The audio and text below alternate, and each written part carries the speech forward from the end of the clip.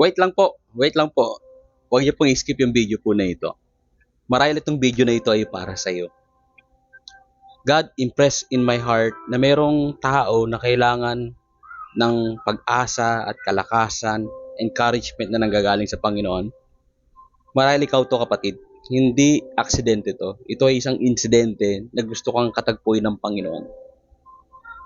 Aalisin ng Diyos ang anxiety mo, ang depression mo. Kung meron ka mang suicidal thought o gusto mo na magpakamatay, huwag mong itutuloy ang kapatid. Mahal ka ng Panginoon. Sir, ang dami kong pinagdadaanan, hindi ko na kaya yung aking pinagdadaanan. Oo, tama ka, hindi mo kaya. Pero kaya ng Diyos na ikaw ay tulungan upang makalagpas sa pinagdadaanan mo. Marahil sa pera, relasyon o kalusugan ng problema mo. Pero ito ang mensahe ng Lord sa iyo. For I know the plans I have for you, says the Lord.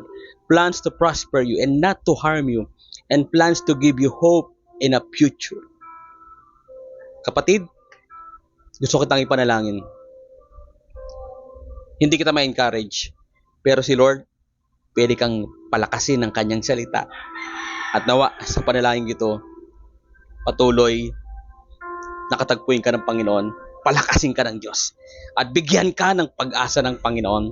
Hallelujah. Lord, maraming salamat. Hindi ko po alam kung para kanino ang video po na ito. Pero Lord, hirap na po siya. Pagod na po siya. At alam mo ang kanyang pinagdadaanan, Panginoon, yung aming kapatid na nakikinig. Dalangin ko na ikaw po ang siyang magpalakas ng kanyang loob, ng kanyang pananampalataya, at bigyan mo siya ng malaking pag-asa. Sa oras na ito, kung ano man ang kanyang pinagdadaanan, Lord, you are the God of miracle. You are the God of impossibility. Tulungan mo po ang aking kapatid po na ito.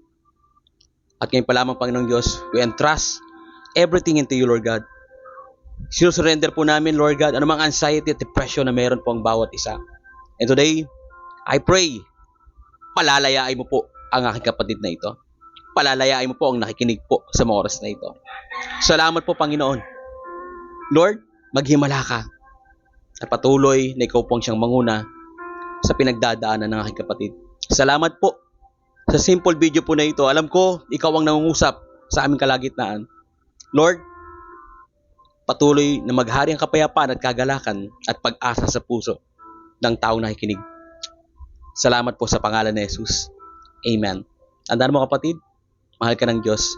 Be strong and courageous. God bless you.